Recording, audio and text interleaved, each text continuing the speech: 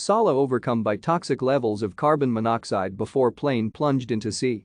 Footballer Emiliano Sala died as a result of a plane crash, having been overcome by toxic levels of carbon monoxide during an unlicensed commercial flight, an inquest jury has concluded.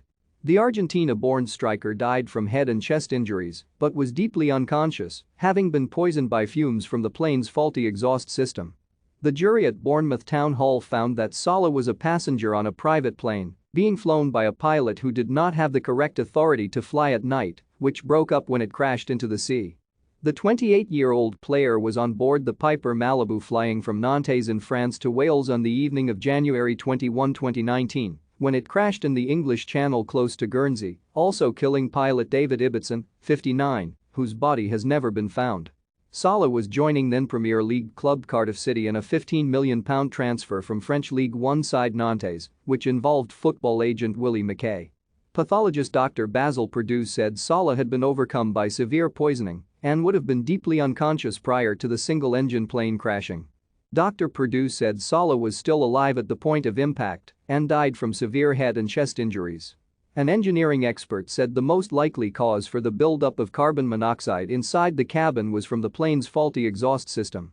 Pilot and businessman David Henderson, 67, managed the aircraft on behalf of its owner and arranged flights, pilots and maintenance, despite not being the legally registered operator. A longtime client was Mr. McKay, who was helping his son Mark's firm represent Nantes in the transfer. Mr. McKay, who was barred at the time from acting as an agent in the transfer in his own right because he was an undischarged bankrupt, arranged the flights to and from Nantes after Sala had completed a medical in Cardiff. He said he only wanted to help Sala get home and claimed Cardiff City had abandoned him. Mr. McKay denied knowingly arranging illegal grey flights, private charters carrying paying passengers, as Mr. Henderson did not have an air operator's certificate (AOC) that would have allowed him to fly paying passengers. As well as not having an AOC, the court heard that Mr. Henderson kept no records or invoices for his business or the qualifications of the pilots who flew for him.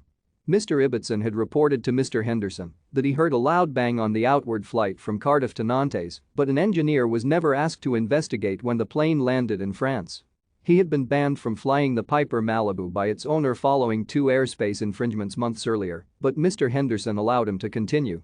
Mr. Ibbotson held a private pilot's license, which did not permit him to fly passengers commercially and was not allowed to fly at night either. Last year Mr. Henderson was jailed for 18 months after being convicted of endangering the safety of an aircraft for using Mr. Ibbotson's services when he knew he did not have the relevant licenses. He admitted a further offense of trying to arrange a flight for a passenger without permission or authorization.